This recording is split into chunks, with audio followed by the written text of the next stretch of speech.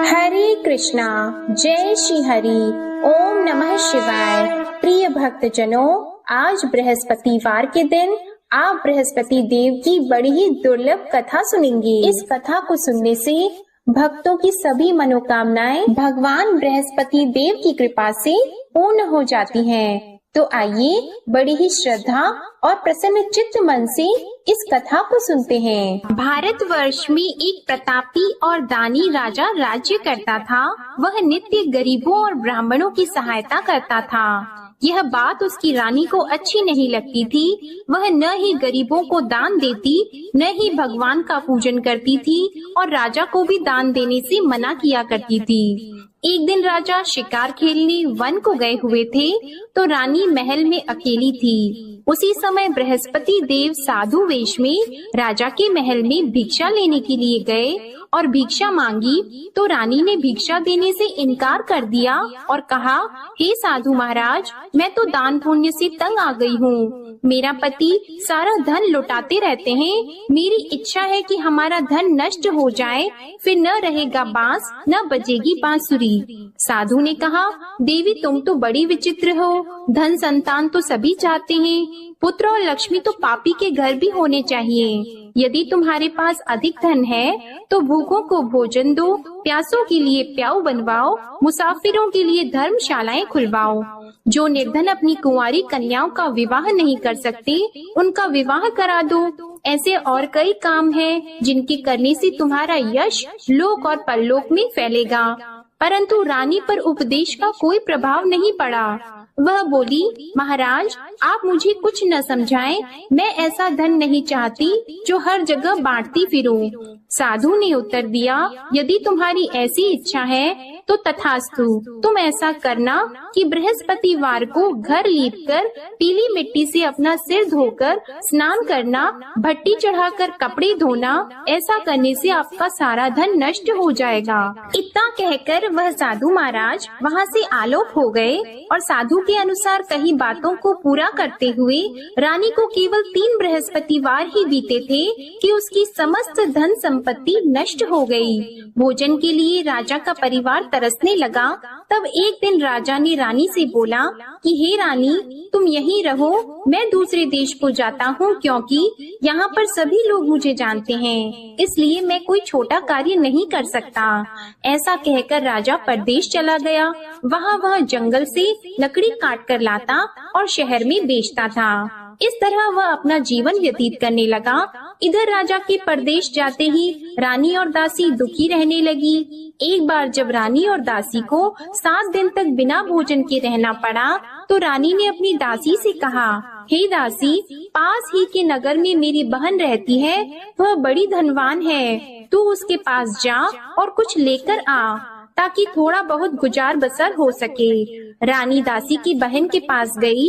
उस दिन गुरुवार था और रानी की बहन उस समय बृहस्पतिवार व्रत की कथा सुन रही थी। दासी ने रानी की बहन को अपनी रानी का संदेश दिया, लेकिन रानी की बड़ी बहन ने कोई उत्तर नहीं दिया। जब दासी को रानी की बहन से कोई उत्तर नहीं मिला, तो वह बहुत दुखी हुई और उसे क्रोध भी आया। दासी ने वापस आकर रानी को सारी बात बता दी। सुनकर रानी ने अपने भाग्य को कोसा। उधर रानी की बहन ने सोचा कि मेरी बहन की दासी आई थी, परंतु मैं उससे नहीं बोली, इससे वह बहुत दुखी हुई होगी। कथा सुनकर और पूजन समाप्त करके वह अपनी बहन के घर आई और कहने लगी, हे बहन, मैं बृहस्पतिवार का व्रत कर रही थी, तुम्हारी दासी मेरे घर आई थी, परंतु जब तक कथा होती है तब तक न तो उठते हैं और न ही बोलते हैं, इसलिए मैं नहीं बोली। कहो दासी क्यों गई थी? रानी बोली, बहन तुमसे क्या छिपाऊं, हमारे घर में खाने तक को अनाज नहीं था। ऐसा कहते कहते रानी की आंखें भर आई। उसने दासी समेत पिछले 7 दिनों से भूखे रहने तक की बात अपनी बहन को विस्तार पूर्वक सुना दी। रानी की बहन बोली, देखो बहन, भगवान बृहस्पति सबकी मनोकामना को पूर्ण करते हैं। देखो शायद तुम्हारे घर में अनाज रखा हो। पहले तो रानी को विश्वास नहीं हुआ, पर बहन के आग्रह करने पर उसने अपनी दासी को अंदर भेजा तो उसे सचमुच अनाज से भरा एक घड़ा मिल गया। यह देखकर दासी को बड़ी हैरानी हुई। दासी रानी से कहने लगी, हे रानी, जब हमको भोजन नहीं मिलता तो हम व्रत ही तो करते हैं, इसलिए क्यों न इनसे व्रत और कथा की विधि पूछ ली जाए ताकि हम भी व्रत कर सकें। तब रानी ने अपनी बहन से बृहस्पतिवार व्रत के बारे में पूछा।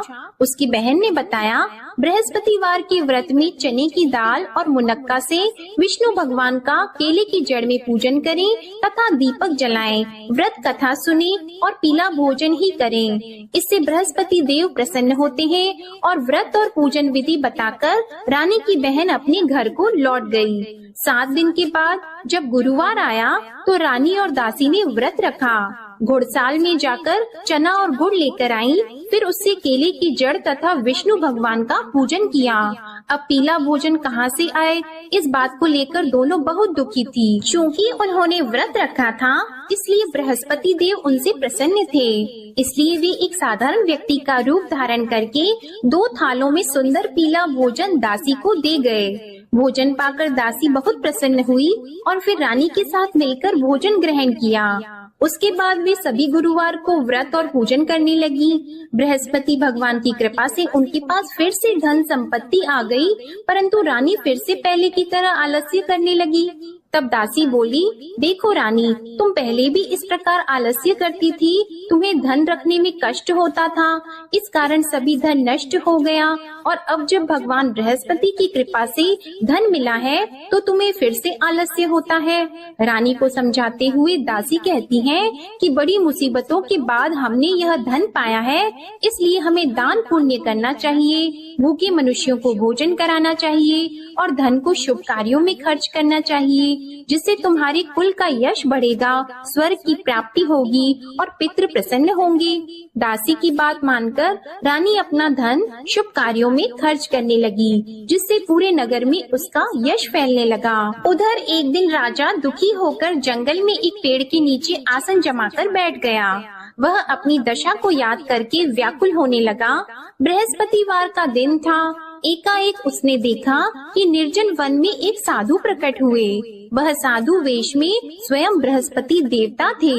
लकड़हारे के सामने आकर बोले, हे लकड़हारे, इस सुनसान जंगल में तू इतना चिंता मग्न क्यों बैठा है? लकड़हारे ने दोनों हाथ जोड़कर प्रणाम किया और उत्तर दिया, महात्मा जी, आप सब कुछ जानते हैं, मैं क्या कहूँ। यह कहकर रोने लगा और साधु को अपनी आत्म कथा सुनाई।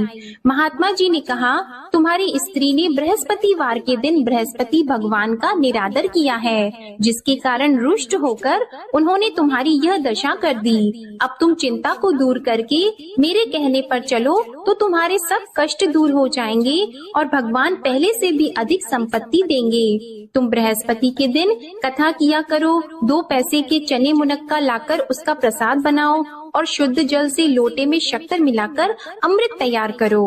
कथा के पश्चात अपने सारे परिवार और सुनने वाले प्रेमियों में अमृत व प्रसाद को बांटकर खुद भी ग्रहण करो। ऐसा करने से भगवान तुम्हारी सब मनोकामनाएं पूरी करेंगे। साधु के ऐसे वचन सुनकर लकड़हारा बोला, हे प्रभु, मुझे लकड़ी बेचकर इतना पैसा नहीं मिलता जिससे भोजन के उपरांत कुछ बचा सकूं। मैंने रात्रि में अपनी स्त्री को व्याकुल देखा है, मेरे पास कुछ भी नहीं जिससे मैं उसकी खबर मंगा सकूं। और फिर मैं बृहस्पति देव की क्या कहानी सुनूं? मुझको तो कुछ भी मालूम नहीं है। साधु ने कहा, हे लकड़हारी, तुम किसी बात की चिंता मत करो। बृहस्पतिवार के दिन तुम रोजाना की तरह लकड़ियाँ लेकर शहर को जाओ। तुमको रोज से दुगुना धन प्राप्त होगा, जिससे तुम भली भांति भोजन कर लोगे और बृहस्पति देव की पूजा का सामान भी आ जाएगा। बृहस्पति देव की कथा इस प्रकार है, सुनो। प्राचीन काल में एक ब्राह्मण रहता था। वह बहुत निर्धन था। उसकी कोई संतान नहीं थी। उसकी स्त्री बहुत मलिनता के साथ रहती थी। वह स्नान नहीं करती, किसी देवता का पूजन नहीं करती। इससे ब्राह्मण देवता बड़े दुखी थे। बेचारे बहुत कुछ कहते थे, किंतु उसका कुछ परिणाम नहीं निकला। भगवान की कृपा से ब्राह्मण की स्त्री के कन्या रूपी रत्न पैदा हुआ। कन्या बड़ी होने पर प्रातः स्नान करके विष्णु भगवान का जाप और बृहस्पतिवार का व्रत करने लगी। अपने पूजन पाठ को समाप्त करके विद्यालय जाती तो अपनी मुट्ठी में जौ भर के ले जाती और पाठशाला के मार्ग में डालती जाती। तब ये जौ स्वर्ण के हो जाते तो लौटते समय उनको बीन कर घर ले आती। एक दिन वह बालिका सूप में उस सोने की जौ को फटक कर साफ कर रही थी कि उसके पिता ने देख लिया और कहा, हे बेटी, सोने की जौ के लिए सोने का सूप होना चाहिए। दूसरे दिन बृहस्पतिवार था। इस कन्या ने व्रत रखा और बृहस्पति देव से प्रार्थना करके कहा, मैंने आपकी पूजा सच्चे मन से की है तो मेरे लिए सोने का सूप दे दो। बृहस्पति देव ने उसकी प्रार्थना स्वीकार कर ली। रोजाना की तरह वह कन्या जौ फैलाती हुई जाने लगी। जब लौटकर जौ बीन रही थी तो बृहस्पति देव की कृपा से सोने का सूप मिला। उसे वह घर ले आई और उसमें जौ साफ करने लगी, परंतु उसकी माँ का वही ढंग रहा।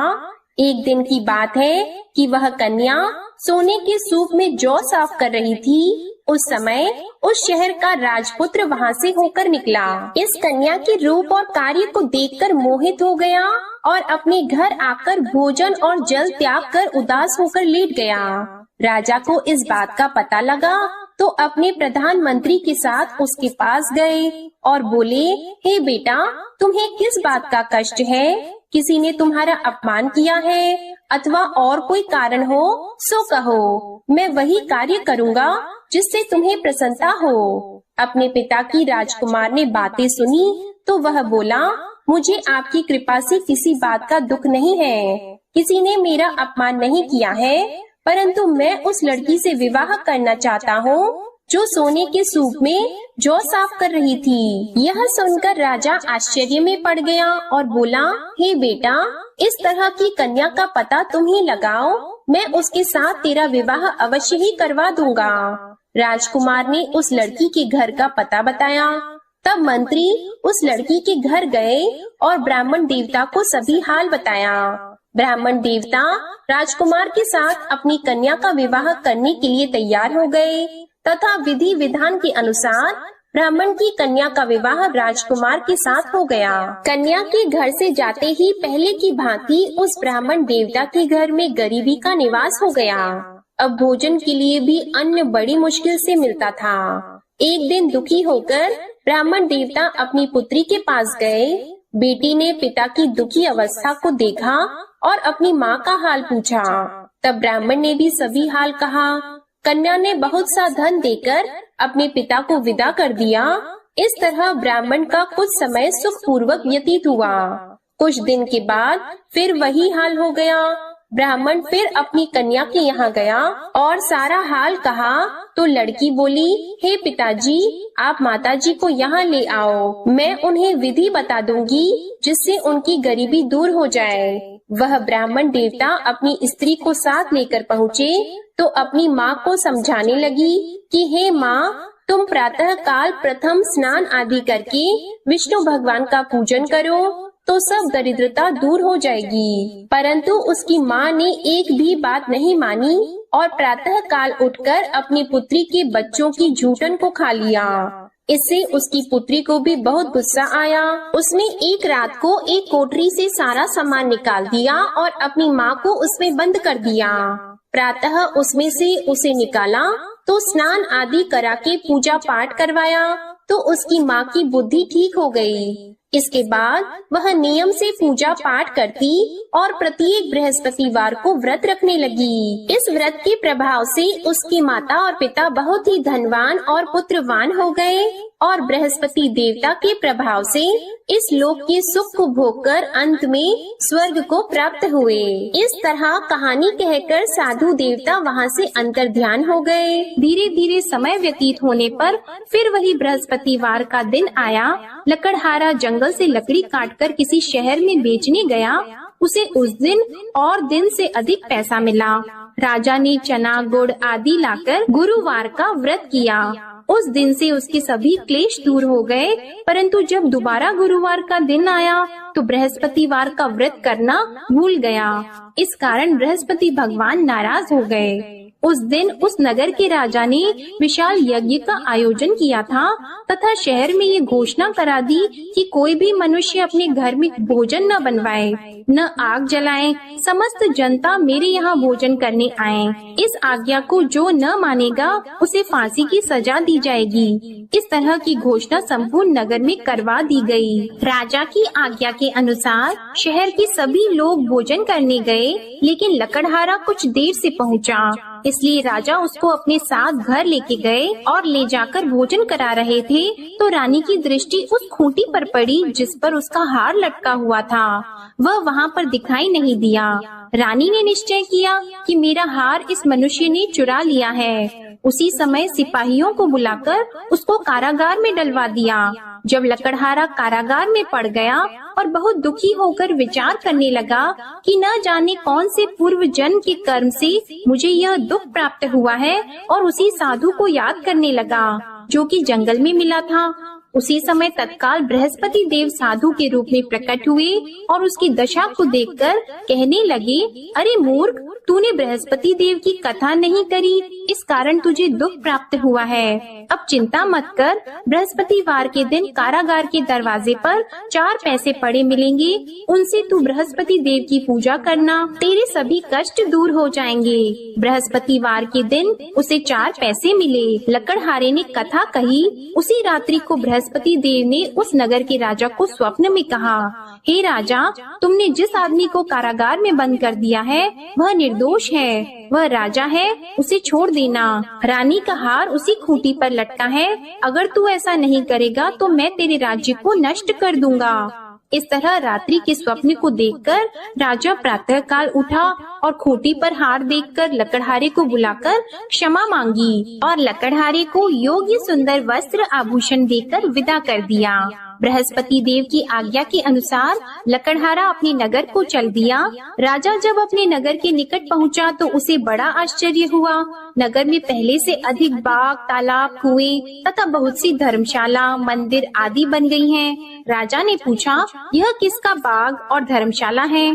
तब नगर के सब लोग कहने लगे, यह सब रानी और बंदी के हैं। तो राजा को आश्चर्य हुआ और गुस्सा भी आया। जब रानी ने यह खबर सुनी कि राजा आ रहे हैं तो उन्होंने दासी से कहा, हे दासी, देख राजा हमको कितनी बुरी हालत में छोड़ गए थे।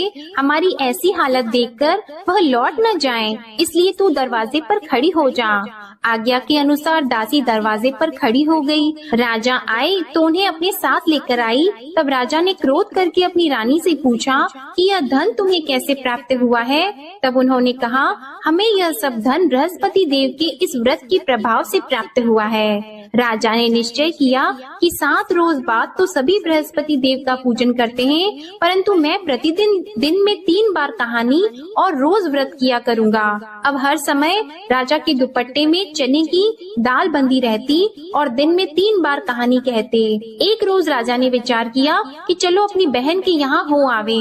इस तरह निश्चय करके राजा घोड़े पर सवार होकर अपनी बहन के यहाँ को चलने लगा। मार्ग में उसने देखा कि कुछ आदमी एक मुर्दे को लिए जा रहे हैं। उन्हें रोककर राजा कहने लगा, अरे भाइयों, मेरी बृहस्पति देव की कथा सुन लो। वे बोले, लो हमारा तो आदमी मर गया है, इसको अपनी कथा की पड़ी है। परंतु कुछ आदमी बोले, अच्छा कहो, हम तुम्हारी कथा भी सुनेंगे। राजा ने दाल निकाली और जब कथा आधी हुई थी कि मुर्दा हिलने लग गया, और जब कथा समाप्त हो गई तो राम राम करके मनुष्य उठकर खड़ा हो गया।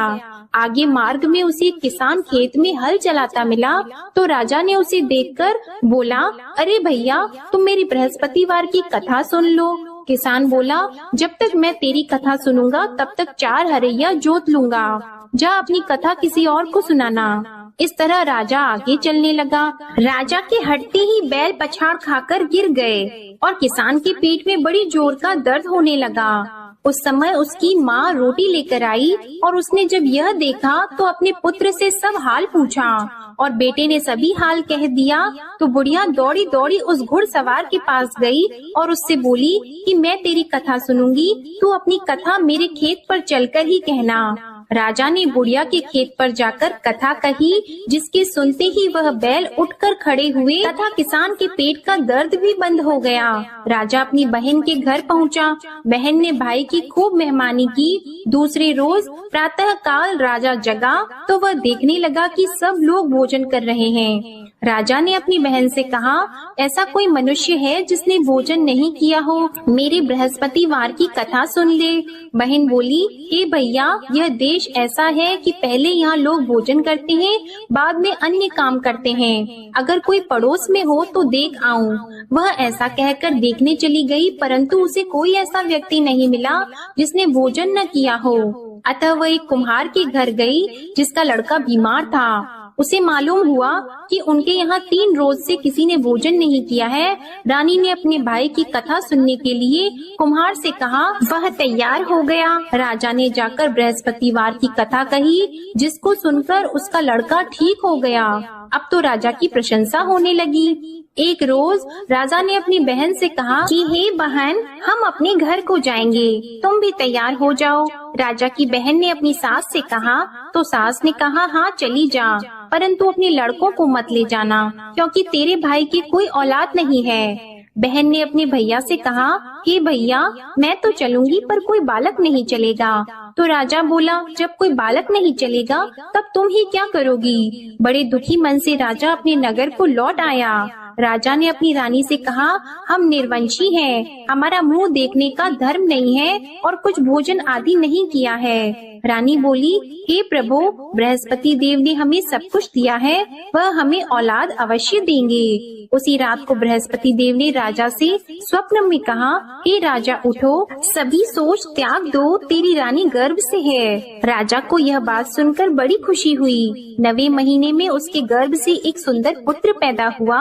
तब राजा बोला, हे रानी, स्त्री बिना भोजन के रह सकती है, पर बिना कहे नहीं रह सकती। जब मेरी बहन आएगी तुम उससे कुछ मत कहना। रानी ने सुनकर हाँ कर दिया। जब राजा की बहन ने यह शुभ समाचार सुना तो वह बहुत खुश हुई और बधाई लेकर अपने भाई के यहाँ आई। तभी रानी ने कहा, घोड़ा चढ़कर तो नहीं आई है, गधा चढ़कर आई है।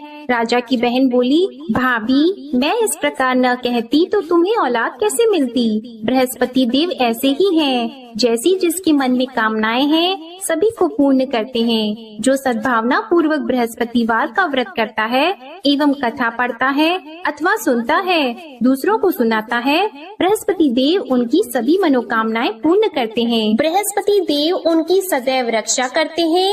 जो संसार में सद्भावना और सच्चे हृदय से बृहस्पति देव का पूजन करते हैं, उनकी सभी मनोकामनाएं उसी प्रकार पूर्ण होती हैं, जैसे राजा और रानी ने बृहस्पति देव की कथा का गुणगान किया। उनकी सभी इच्छाएं बृहस्पति देव ने पूर्ण की। मनुष्य को हृदय से उनका मनन करते हुए जयकारा करना चाहिए। तो प्रेम से बोलिए, बृहस्पति देव की जय, विष्णु भगवान की जय, समस्त देवी देवताओं की जय। अब आप भगवान बृहस्पति देव की आरती श्रवण कीजिए। ओम जय बृहस्पति देवा, ओम जय बृहस्पति देवा, छिन्न छिन्न भोग लगाऊं, कदली फल मेवा।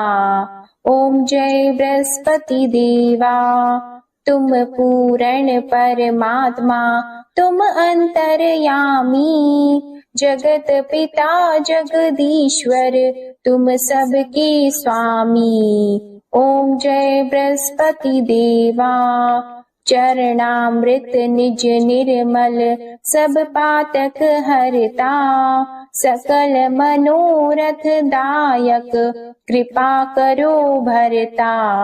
ओम जय बृहस्पति देवा, तन मन धन अर्पण कर, जो जन शरण पड़े, प्रभु प्रकट तब होकर, आकर द्वार खड़े। ओम जय बृहस्पति देवा, दीन दयाल दयानिधि, भक्तन हितकारी, पाप दोष सब हरता, भव बंधन हारी। ओम जय बृहस्पति देवा, सकल मनोरथ दायक सब संशय तारो, विषय विकार मिटाओ संतन सुखकारी। ओम जय बृहस्पति देवा, जो कोई आरती तेरी प्रेम सहित गावे, ज्येष्ठानंद बंद सो निश्चय ही पावे। ओम जय बृहस्पति देवा, ओम जय बृहस्पति देवा। प्रेम से बोलिए भगवान बृहस्पति देव की जय। बोलिए भगवान श्री लक्ष्मी नारायण जी की जय। आपको आज की कथा पसंद आए, आरती पसंद आए तो वीडियो को लाइक कीजिएगा, शेयर कीजिएगा, कमेंट में भगवान बृहस्पति देव जी की जय लिखिएगा और चैनल को भी सब्सक्राइब कीजिएगा। इसी के साथ आज आप हमारे चैनल पर भादो मास महात्म्य की कथा और परिवर्तिनी एकादशी व्रत के पारण की कथा भी जरूर सुनिएगा। प्रेम से बोलिए भगवान श्री बृहस्पति देव की जय।